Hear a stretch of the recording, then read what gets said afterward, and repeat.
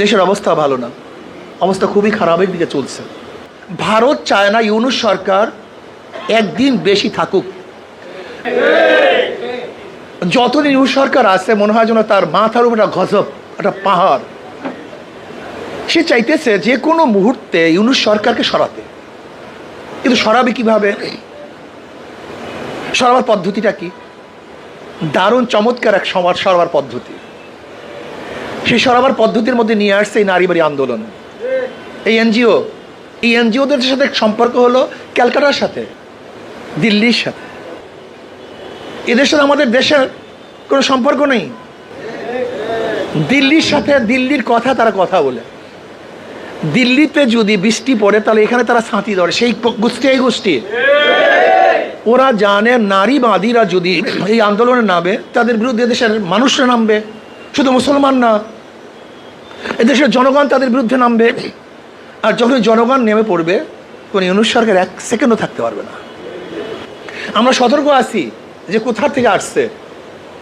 আমরা প্রতিবাদ করেছি, আমরা সরকারের কাছে প্রতিবেদন দিয়েছি, সাংঘর্ষিক কোন কোন জায়গায় সব কিছু আমরা তাদের উপস্থাপন করেছি।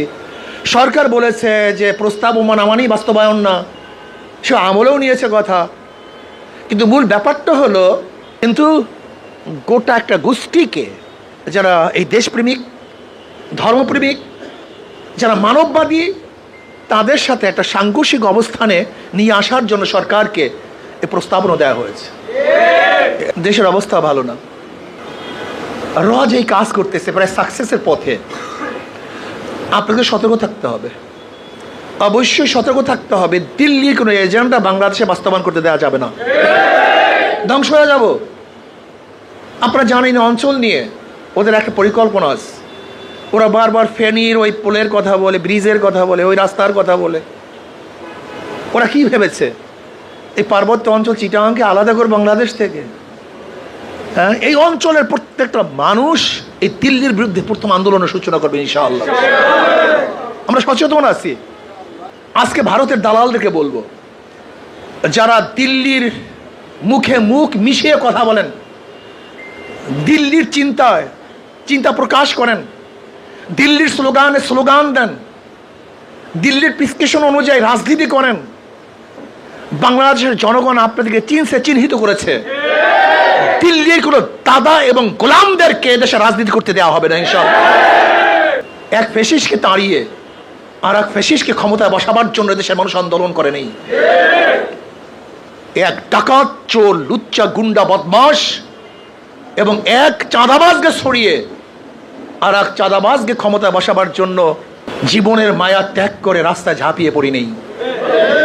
রাস্তায় ঝাঁপিয়ে পড়েছিলাম এই মানুষের মুক্তির জন্য, এই মানুষকে আজাদ করার জন্য, স্বাধীন করার জন্য, তাদের অধিকারকে বাস্তবায়ন করার জন্য। আজকে যারা সংস্কারের বাহিরে শুধু